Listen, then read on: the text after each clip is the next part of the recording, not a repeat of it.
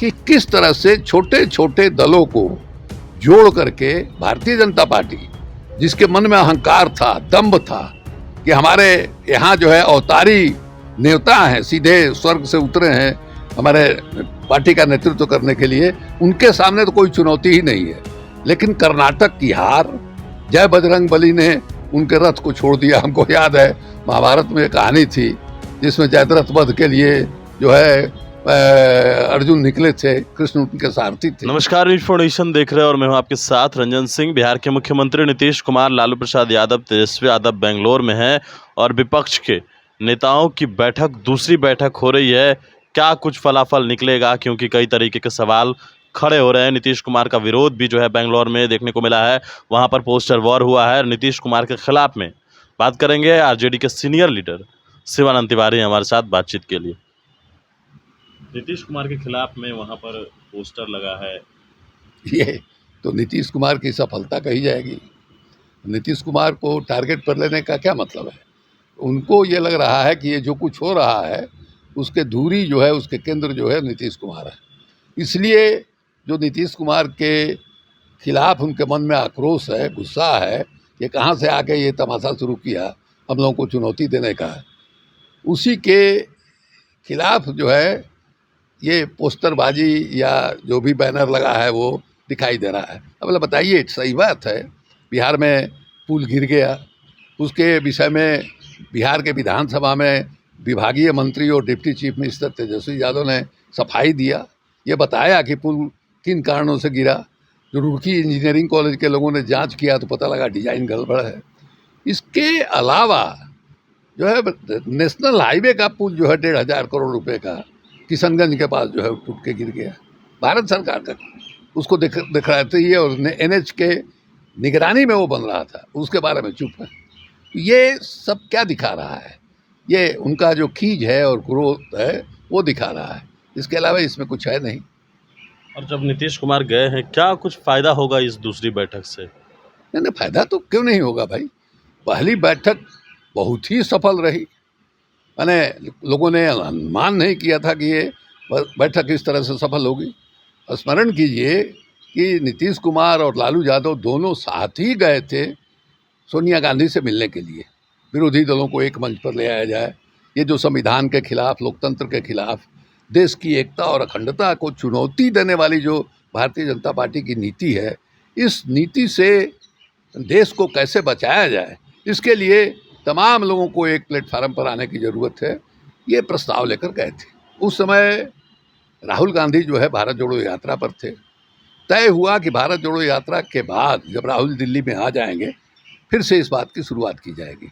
और उसके बाद जो है शुरुआत हुई और उसका नतीजा निकला कि 23 तारीख को पटना में बैठक हुई। अभूतपूर्व सफल बैठक जो है उसको कहा जाएगा। उसी बैठक में अगली बैठक के लिए मैंने घोषणा हो गई थी और ये हुआ था कि कांग्रेस उसको होस्ट करेगी। उसी निर्णय के अनुसार जो है बेंगलोर में जो है बैठक होने जा रही है। अब इसकी सफलता जो है, यानी आप खुद देख सकते हैं कि किस तरह से एक नीतीश कुमार के खिलाफ अभियान वहाँ चलाया जा रहा है। दूसरे आप यह देखिए कि किस तरह से छोटे छोटे दलों को जोड़ करके भारतीय जनता पार्टी, जिसके मन में अहंकार था, दम्भ था कि हमारे यहाँ जो है अवतारी नेता हैं, सीधे स्वर्ग से उतरे हैं हमारे पार्टी का नेतृत्व करने के लिए, उनके सामने तो कोई चुनौती ही नहीं है। लेकिन कर्नाटक की हार, जय बजरंग बली ने उनके रथ को छोड़ दिया। हमको याद है महाभारत में एक कहानी थी जिसमें जयद्रथ वध के लिए जो है अर्जुन निकले थे, कृष्ण उनके सारथी थे। और ये जो रथ जो है कर्ण मारता था तीर, तो कितना दूर फेंका जाता था, उससे कहीं ज़्यादा जो है वो रथ फेंकाता था मैंने इसके अर्जुन के तीर से। दुर्योधन का वार पर वाह वाह करते थे कृष्ण।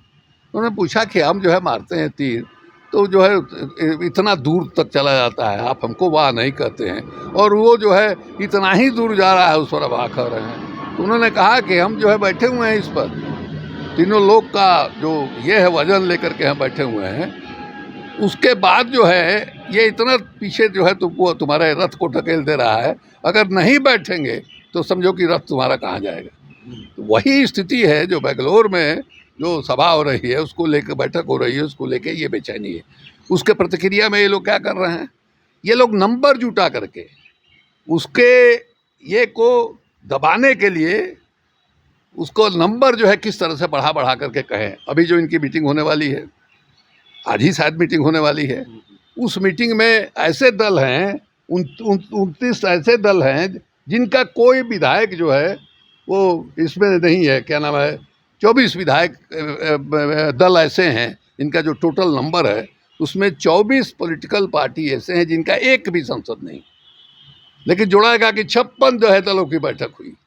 ये हालत हमारे यहाँ भी कुछ है, हमारे यहाँ भी 8 या 10 ऐसे दल हैं जिनका कोई सांसद नहीं है, लेकिन ये कैसे हमारी संख्या को पार कर रहे हैं। तो 26 ऐसे दलों को भी मीटिंग में बुला रहे हैं जिनका एक भी सांसद नहीं है। तो ये स्थिति है, साफ दिखाई दे रहा है भारतीय जनता पार्टी नर्वस है, उसको ये लग रहा है। और देश का माहौल जो है आप देखिए, मैंने किस तरह से चुनाव लड़े कर्नाटक में नरेंद्र मोदी जी, और क्या उसका फलाफल जो है निकला है। वही हालत है, मध्य प्रदेश इनका बचने वाला नहीं है, मध्य प्रदेश इनका बचने वाला नहीं है। जितना भी रिपोर्ट आ रहा है, जितना भी ये आ रहा है, वो यही बता रहा है। उत्तर प्रदेश में ये तमाम कोशिश कर रहे हैं, लेकिन उत्तर प्रदेश पिछले चुनाव के जैसा इनके लिए वॉक ओवर होगा ऐसा हमको नहीं लगता है। जनता के अंदर गुस्सा है, लोगों का भ्रम जो है इनको लेकर के टूटा है। एक ही तरह का भाषण, मैंने एक ही अंदाज में एक ही तरह का भाषण जो है नरेंद्र मोदी का लगातार जो है दिखाई दे रहा है। अब उन सवालों पर बात नहीं कर रहे हैं जिन सवालों को उठा करके ये गद्दी में आए थे। अब जो है तरह तरह की बात हो रही है। दिखाई दे रहा है कि अमेरिका में बहुत पॉपुलर हैं, दिखाई दे रहा है कि दुनिया में इनसे ज़्यादा कोई पॉपुलर नहीं है। लेकिन दुनिया में वोट नहीं ना पड़ेगा, वोट तो पड़ेगा भारत में। अमेरिका में आप पॉपुलर रहिए, इंग्लैंड में आप पॉपुलर रहिए, रूस में आप पॉपुलर रहिए, वहाँ के लोग जो है यहाँ आके आपको प्रधानमंत्री बनाने के लिए या आपकी सरकार को बहुमत दिलाने के लिए माने वोट डालने वाले नहीं हैं। देश के अंदर उनकी स्थिति खराब है, लोग जो है उब चुके हैं।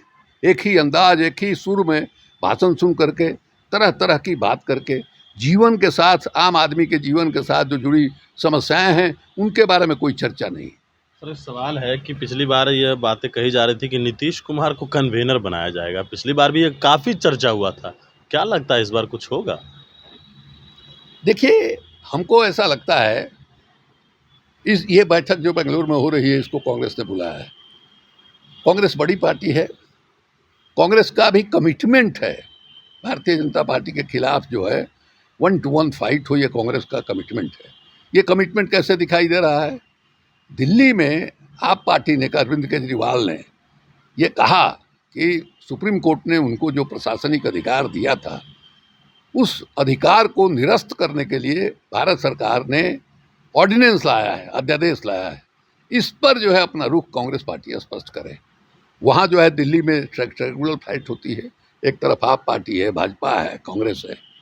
कांग्रेस के भी वर्कर हैं, कांग्रेस के चीफ मिनिस्टर हैं लगातार। 2014 के पहले जो है शीला दीक्षित 2-2, 3-3 बार जो है वहाँ की मुख्यमंत्री रही हैं। तो वहाँ के पार्टी का दबाव है कि नहीं साहब, हम लोगों को केजरीवाल से समझौता नहीं करना चाहिए। लेकिन जो नेतृत्व है इससे ऊपर उठ करके उसने कहा कि नहीं साहब, राष्ट्रीय स्तर पर जो हमारा गठबंधन बन रहा है भारतीय जनता पार्टी के खिलाफ, उसके हक में हम जो है ये जो दिल्ली सरकार के खिलाफ ऑर्डिनेंस आया है इसका हम विरोध करेंगे। तो एक कमिटमेंट है, इसलिए कांग्रेस जो है। लेकिन चूंकि हर जगह कांग्रेस के साथ ही जो क्षेत्रीय पार्टियां हैं उनका जो है टकराव है, तो ऐसी स्थिति में एक तीसरा आदमी ऐसा चाहिए जो माने कांग्रेस पार्टी और स्थानीय जो क्षेत्रीय पार्टी है उसके साथ बातचीत करके तालमेल जो है करा सके।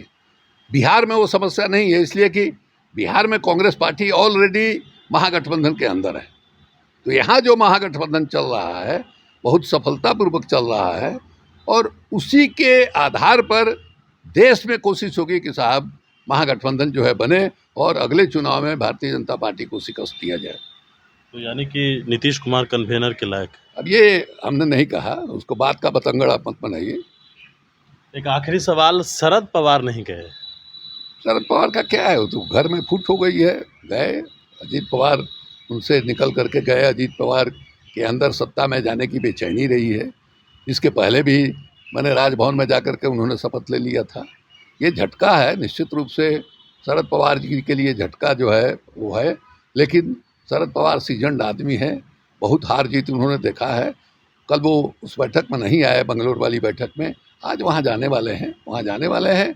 और अभी भी देखिए, मैंने शरद पवार के कंधे पर ही वो पार्टी जो है एनसीपी पार्टी वहाँ खड़ी है, तो इसलिए आधार है उनका, लेकिन एक झटका तो है ही। चलिए बिल्कुल, तो हमारे साथ आरजेडी के सीनियर लीडर शिवानंद तिवारी थे। कई सवाल थे जो हमने इनसे लिए हैं, तमाम चीज़ों की विस्तार से इन्होंने जानकारी दी है। होगा क्या, आज देखने को मिलेगा कि विपक्ष की बैठक में क्या होता है। इधर नरेंद्र मोदी भी बैठक कर रहे हैं, वो भी देखना होगा कि आखिरकार क्या कुछ होता है। चिराग पासवान और चाचा भतीजे जिस तरीके से आपस में भिड़े हुए हैं, वो भी देखना दिलचस्प होगा, कैसे मैनेज होता है ये तमाम जो विवाद है। और भी अपडेट्स के लिए आप गणेश फाउंडेशन के साथ। नमस्कार।